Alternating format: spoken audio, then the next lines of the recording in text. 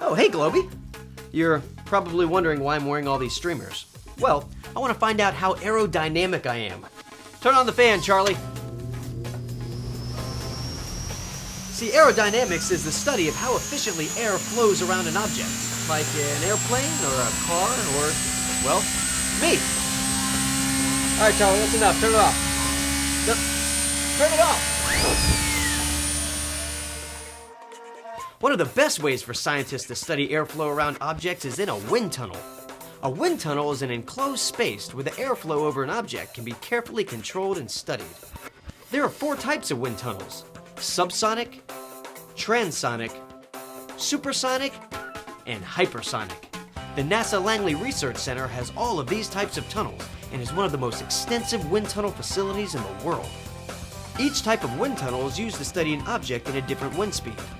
These wind speeds are based on the speed of sound, which is about 1,235 kilometers per hour, depending on altitude and air temperature. In warmer air, sound travels even faster.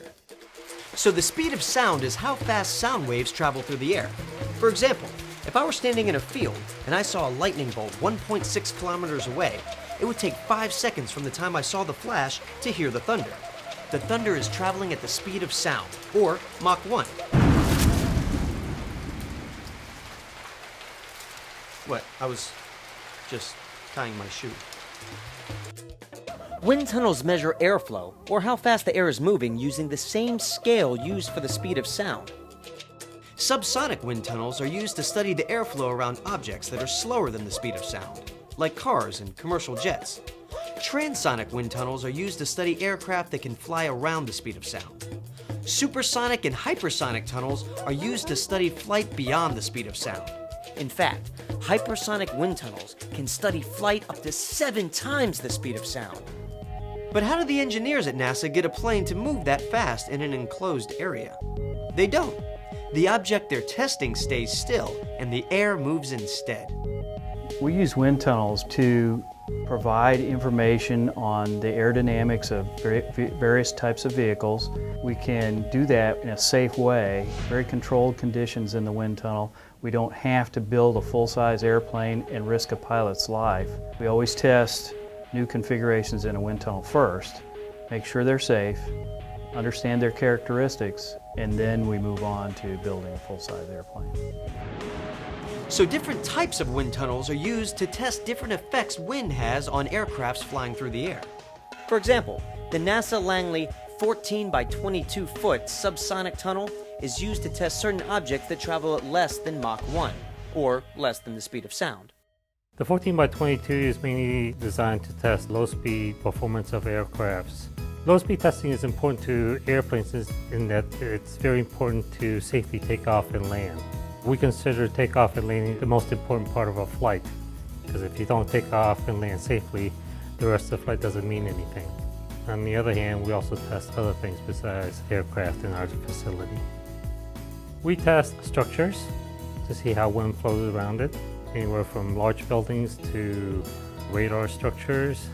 We also test vehicles such as Humvees, and recently we just got into testing motorsports such as NASCARs and Indy racers.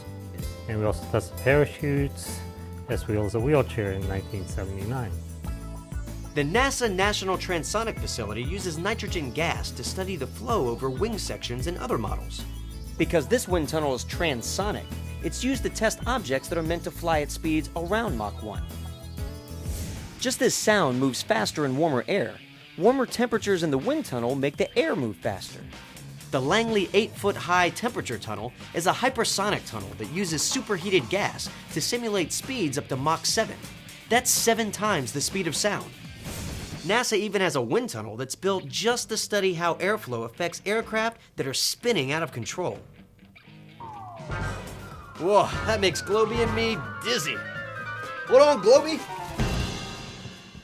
You know, Globy, the wind tunnels at NASA Langley Research Center are helping to make air travel even safer and a lot faster.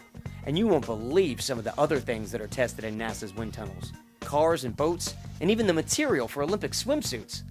Leave it to NASA to find a way to test aerodynamics without even stepping outside.